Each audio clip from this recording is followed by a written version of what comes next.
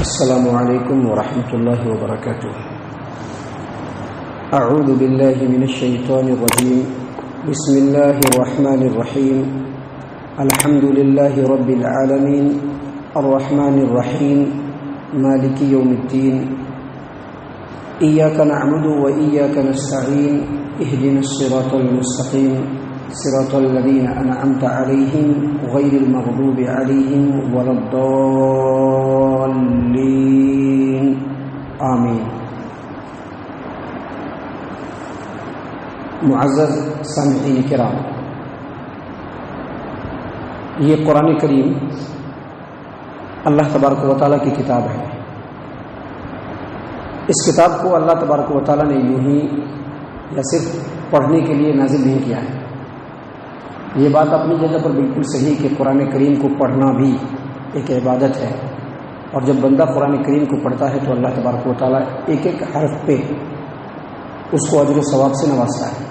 لیکن اس کے باوجود یہ جو کتاب ہے، اس کتاب کو نازل کرنے کا جو مقصد ہے وہ یہ کہ اس کتاب میں اللہ تبارک و تعالیٰ نے اپنے بندوں کے لیے بہت ساری نصیحتیں، بہت سارے احکام، زندگی کیسے گزاری جائے، کیسے اپنے گھر میں رہا جائے، کیسے باہر رہا جائے، کس طرح سے لوگوں کے ساتھ ہمارا برتاؤ ہونا چاہیے، کیسے ہم لین دین کریں گے، اللہ تبارک و تعالیٰ نے کیا کیا چیزیں ہمارے لیے ضروری قرار دیا ہے، ہم اللہ تبارک و تعالیٰ کو کیسے راضی کر سکتے ہیں، ہماری دنیا کیسے اچھی بن سکتی ہے، ہمارے رشتے ناطے اپنے پڑھائے ان کے ساتھ ہمارا کیسا ویوہار، کیسا سلوک ہونا چاہیے، ان تمام چیزوں کو، بلکہ انسان کی زندگی کے جتنے بھی مرحلے ہیں، پیدائش سے لے کر کے اس کی موت تک کے جتنے بھی مرحلے ہیں، ان تمام چیزوں کو اللہ تبارک و تعالیٰ نے اس قرآن کریم کے اندر نازل کیا ہے، اور اپنے بندوں کو یہ حکم دیا ہے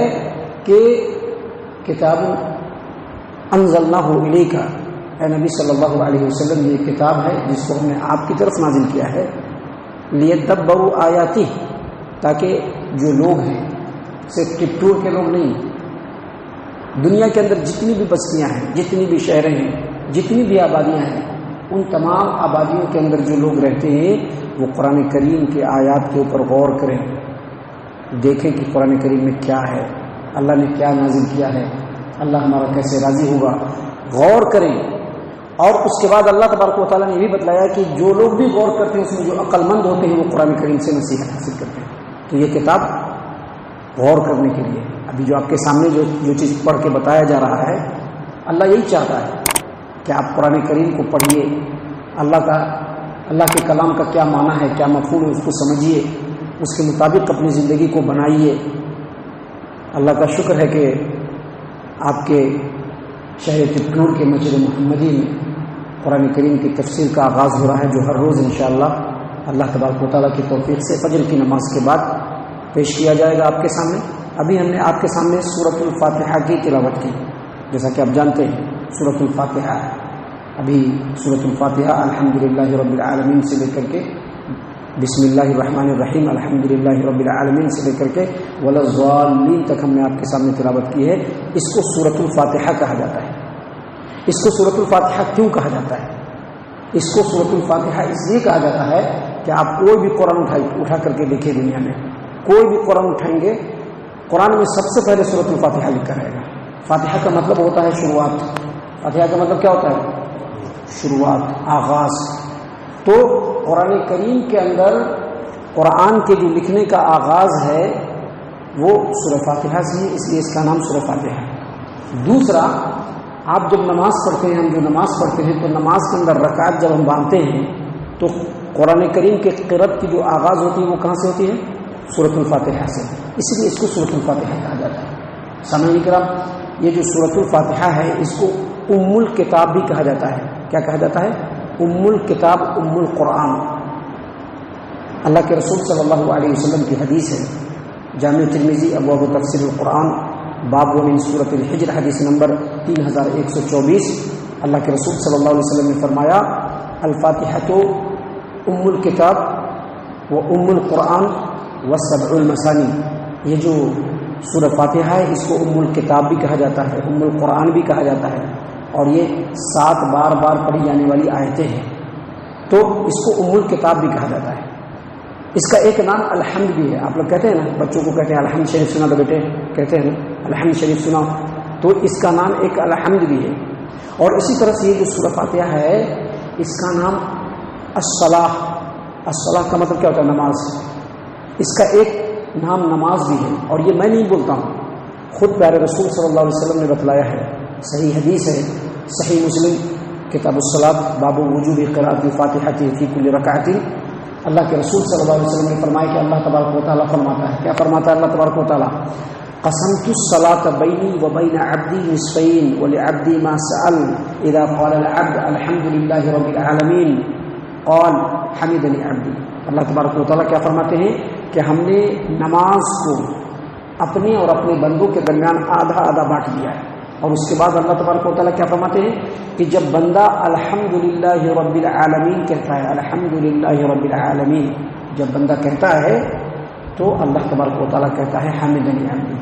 تو دیکھیے اس حدیث کے اندر الحمدللہ رب العالمین کو اللہ تبارک و تعالیٰ نے کیا کہا؟ الصلاۃ. کیونکہ جب بندہ الحمدللہ رب العالمین کہتا ہے جواب میں اللہ کیا کہتا ہے؟ حمدنی عبدی. جب بندہ کہتا ہے الرحمن الرحیم, اللہ تبارک و تعالیٰ کہتا ہے کہ میرے بندے نے میرے بزرگی بیان کی. مالک یوم الدین, جب بندہ کہتا ہے الحمدللہ رب العالمین اور رحمن الرحیم مالک یوم الدین, تو اللہ کہتا ہے مجدنی عبدی. یعنی جتنے سورہ فاتحہ کے اندر آیتیں ہیں بندہ جو جو کہتا ہے اس کے جواب میں اللہ تبارک و تعالیٰ کچھ کہتا ہے. تو جب اللہ نے اس سورت کو نماز کہا تو اس سورت کا نام نماز بھی ہے. اور اسی لیے نماز کے ہر رکعت میں ہر آدمی کو یہ سورت پڑھنا ہے. امام صاحب بھی پڑھیں گے, امام صاحب کے پیچھے جو ہے وہ بھی پڑھیں گے. سمجھ نہیں کرا, یہ سورت جو ہے نا, اس سورت کے بہت سارے نام ہیں. سارے نام ہم آپ کے سامنے نہیں بیان کر سکتے. اس کا ایک نام ہے الرقیہ. رقیہ سمجھتے ہیں نا, دم کرنا, ایک دم دل کی یقین کے ساتھ اللہ تبارک و تعالیٰ پر مکمل توکل اور بھروسہ کرتے ہوئے کوئی بھی بیماری ہو, اگر سورہ فاتحہ کو پڑھ کر کے دم کر دیا جائے وہ بیماری ٹھیک ہو جائے گی, یاد رکھیے. لیکن وہ اعتماد ہونا چاہیے, وہ توکل ہونا چاہیے, اللہ پر وہ بھروسہ ہونا چاہیے کہ یہ اللہ نے رقیہ بنا کر کے نازل کیا ہے. ایک آدمی کو بچھو نے ڈس لیا, صحیح بخاری کی روایت ہے, ایک آدمی کو بچھو نے ڈس لیا, صحابی نے اس کے اوپر سورہ فاتحہ پڑھ کے دم کیا, وہ ٹھیک ہو گئے. اللہ کے رسول صلی اللہ علیہ وسلم نے پوچھا کہ اس کو کیسے معلوم ہے کہ اس سورہ کا نام رقیہ ہے؟ یعنی یہ سورہ ایسی صورت ہے کہ آپ کسی بھی بیماری پہ پڑھ کر کے اس کو پھونک دیجئے, بیماری ٹھیک ہو جائے گی, لیکن وہ توکل ہونا چاہیے. یہ جو سورت ہے سورۃ الفاتحہ, حافظ قرطبی نے اپنی تفسیر کے اندر لکھا ہے کہ عبداللہ ابن عباس, امام قتادہ اور امام ابو العالیہ یہ تینوں کہتے ہیں کہ یہ سورہ مکہ میں نازل ہوا. مکہ میں یہ سورت کہاں نازل ہوئی؟ مکہ میں. دیکھیے آپ قرآن کریم اٹھائیں گے نا تو آپ دیکھیں گے کہ کچھ سورت مکی ہے اور کچھ سورت مدنی ہے. مکی سورت کس کو کہتے ہیں؟ نبی صلی اللہ علیہ وسلم کی زندگی کے دو پارٹ ہیں. آپ صلی اللہ علیہ وسلم نے نبی بننے کے بعد, نبوت کی زندگی کے دو پارٹ ہیں, نبی بننے کے بعد 13 ایئرس یعنی 13 سال تک پہلے مکہ میں رہے اور پھر بعد میں 10 سال کہاں رہے؟ مدینہ کے اندر. تو آپ صلی اللہ علیہ وسلم جب مکہ کے اندر تھے, جب تک ہجرت کر کے مدینہ نہیں آئے تھے, اس درمیان میں جتنی بھی صورتیں, جتنی بھی آیتیں نازل ہوئی سب کے سب مکی ہیں. اور آپ صلی اللہ علیہ وسلم جب ہجرت کر کے مدینہ چلے آئے اور یہاں جتنی بھی صورت نازل ہوئی تو اس کو مدنی کہتے ہیں. تو یہ صورت مکی ہے کیونکہ اللہ تبارک و تعالیٰ نے قرآن کریم کے اندر ایک سورہ ہے سورۃ الحجر آیت نمبر 87, اس میں اللہ تبارک و تعالیٰ نے محمد صلی اللہ علیہ وسلم کو مخاطب کرتے ہوئے کہا وَلَقَدْ آتَيْنَاكَ سَبْعًا مِنَ الْمَثَانِي وَالْقُرْآنَ الْعَظِيمِ, اے محمد صلی اللہ علیہ وسلم ہم نے آپ کو سورۃ الفاتحہ یعنی 7 ایسی آیتیں دی ہے جو بار بار پڑھی جاتی ہے اور آپ کو قرآن عظیم بھی عطا کیا ہے. تو یہ جو آیت کریمہ ہے یہ مکہ میں نازل ہوا اور اس میں اللہ نے کیا کہا ہے کہ ہم نے آپ کو دیا, تو اس کا مطلب ہے کہ اس سے پہلے سورہ فاتحہ نازل ہو گئی اور یہ سورہ فاتحہ مکی صورت ہے. یاد رکھیے بغیر کسی اختلاف کے تمام علماء کا اس بات کے اوپر اتفاق ہے کہ سورۃ الفاتحہ کے اندر 7 آیتیں ہیں. کتنی آیتیں ہیں؟ 7 آیتیں, سب کا اتفاق ہے. لیکن کوفہ کے جو بڑے بڑے قاری ہیں وہ صحابہ کرام کی ایک جماعت, تابعین اعظام کی ایک جماعت اور بعد کے بہت سارے علماء کا کہنا ہے یہ جو 7 آیتیں ہیں اس میں پہلی آیت بسم اللہ ہے. پہلی آیت کیا ہے؟ یعنی بسم اللہ الرحمن الرحیم الحمد للہ رب العالمین الرحمن الرحیم مالک یوم الدین ایاک نعبد و ایاک نستعین اہدنا الصراط المستقیم صراط الذین انعمت علیہم غیر المغضوب علیہم ولا الضالین. یہ 7 آیتیں ہیں بسم اللہ ملا کر کے، اور یہی سبھی بات ہے.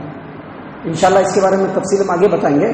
آگے ہم بتلا دیں کہ اس سورت کے اندر 25 کلمات ہیں اور 113 حروف ہیں. حروف کتنے ہیں؟